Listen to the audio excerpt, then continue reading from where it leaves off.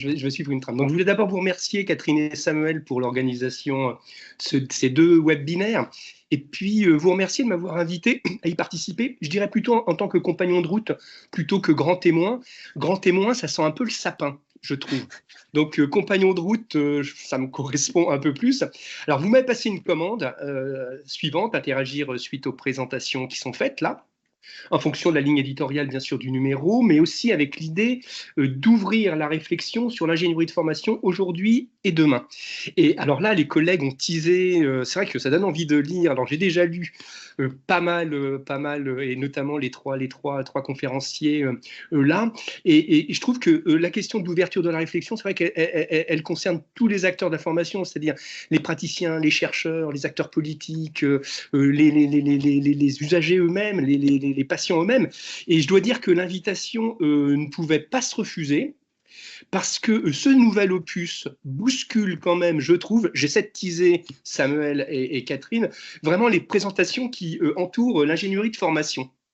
En l'explorant, alors vous l'avez peut-être déjà fait ou peut-être que vous l'avez déjà constaté, on découvre une nouvelle perspective, un déplacement du regard, notamment sur un élément qui paraît aujourd'hui primordial, c'est celui des liens entre formation et plus largement transformation sociale.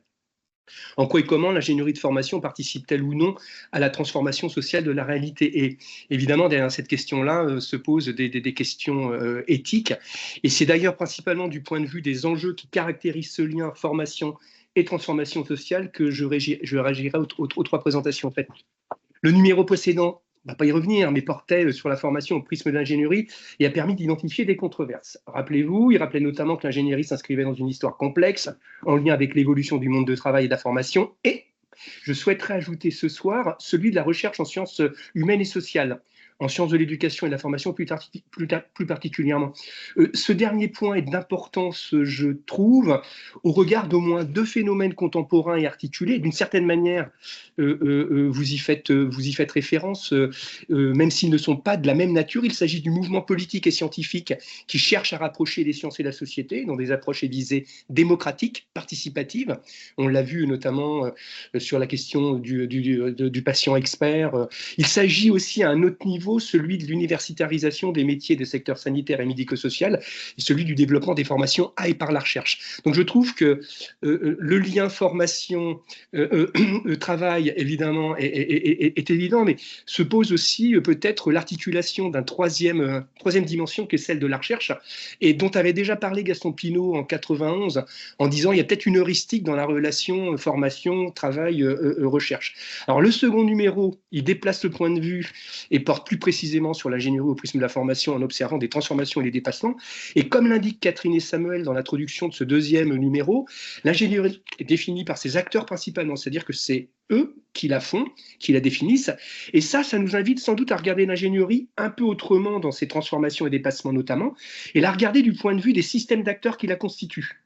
Des acteurs aux enjeux et intérêts parfois divergents, enjeux et intérêts à faire converger donc dans la complexité et l'hétérogénéité. On en a parlé avec les ingénieries pédagogiques, coopératives, participatives, avec l'idée que y a une espèce d'entente implicite entre les acteurs. J'aurais envie de prendre un contre-pied et me dire, mais imaginons qu'il n'y ait pas de convergence et qu'il y ait une hétérogénéité et de la divergence. Et le deuxième numéro invite à questionner sur les enjeux contemporains relatifs à l'ingénium, comme capacité de l'esprit de conjoindre, pour citer Lemoigne, ce qui aujourd'hui, j'avais envie de partager ça avec vous, tend tellement les esprits à séparer, pour ne pas dire diviser, des valeurs, des pratiques, des manières de voir, des manières d'être au monde, des manières de travailler, d'apprendre, dit autrement, des manières de se produire individuellement et collectivement, des manières de coproduire un monde que l'on souhaiterait ici et maintenant, évidemment, et surtout pour demain, habitable pour toutes et pour tous. Je trouve que là, il y a sans doute une controverse dans ces paradoxes à articuler. Donc, si on découpe la classique d'opposition apparente à des patients en formation et ce sur quoi portent les ingénieries, l'articulation des visées socio-techniques instrumentales et des visées émancipatrices, l'articulation des visées démocratiques de participation, des visées économiques d'un système libéral basé sur la compétition, l'articulation des logiques de transformation et répétition, standardisation des compétences, des savoirs, des pratiques, et parfois plus largement, répétition, transformation des rapports sociaux dans la vie de tous les jours, au travail, en formation, et dans la manière de faire de la science. Donc je trouve que se pose la question de la manière dont tout ça s'articule. Alors ce numéro met donc en évidence 5 enjeux explorés par Richard Witorsky dans la conclusion du numéro, que je vous invite évidemment à lire. Elle est fameuse. Elle est juste un petit peu teasée dans l'intro, mais elle est très très parlante. Et sur ces 5, j'en retiendrai 3 qui sont en rapport avec les présentations qui ont été faites. Le premier enjeu politique, scientifique, andragogique, si on définit l'enjeu comme une mesure d'écart de ce qu'il y aurait à perdre et à gagner, porte sur l'évolution de la relation travail-formation. En quoi et comment formation et travail s'influencent-ils mutuellement? Accompagnent-ils potentiellement une transformation conjointe ou non, désirée et désirable, du travail et de la formation?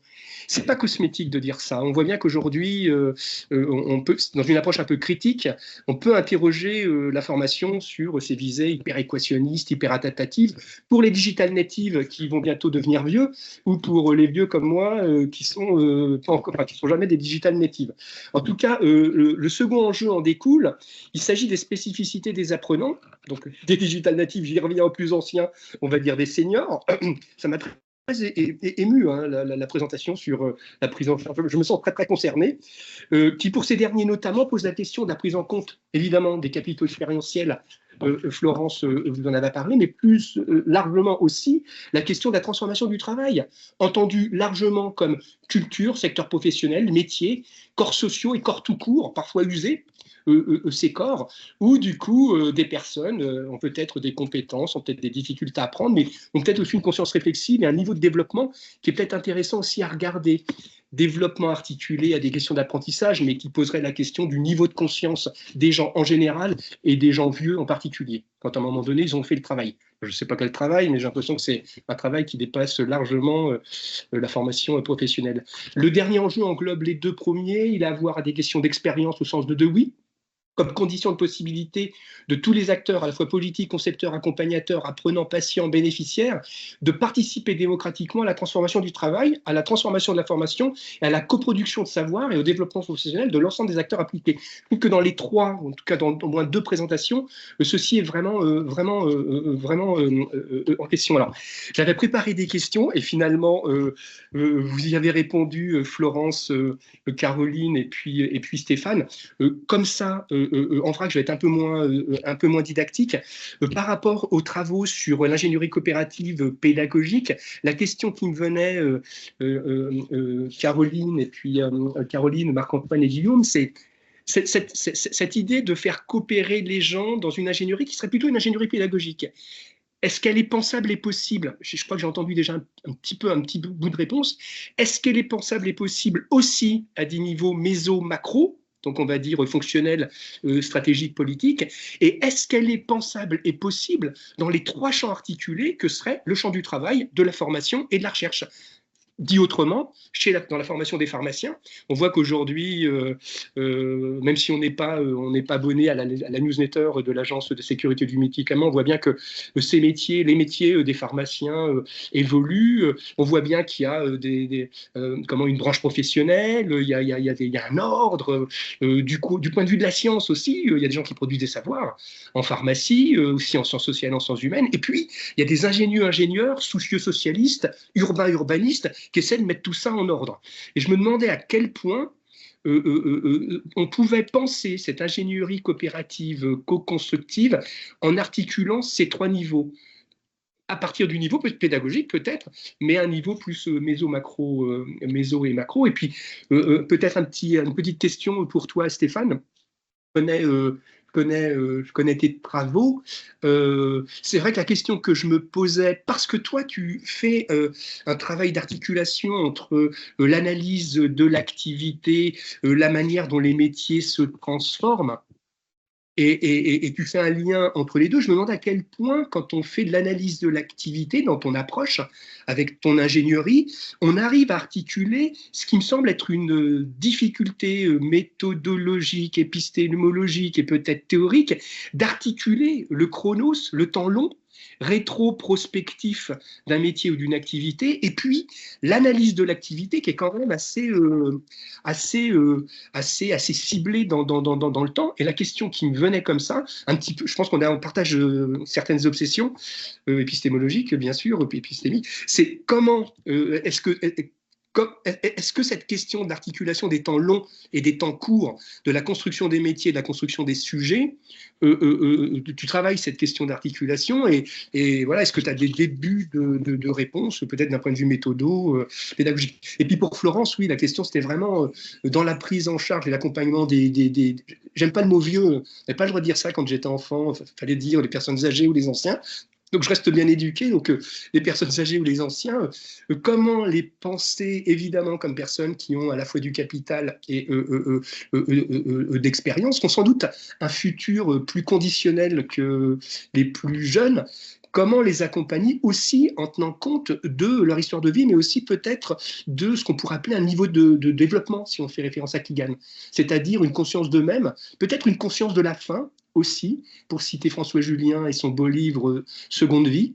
Quand on a un peu plus de 50 ans et après, on sait bien qu'il y en a deux, il n'y en aura pas trois. Et le rapport au monde devient un peu impératif et sans doute que le rapport au savoir et à l'apprentissage, et notamment au boulot, change. Voilà, je m'arrête là.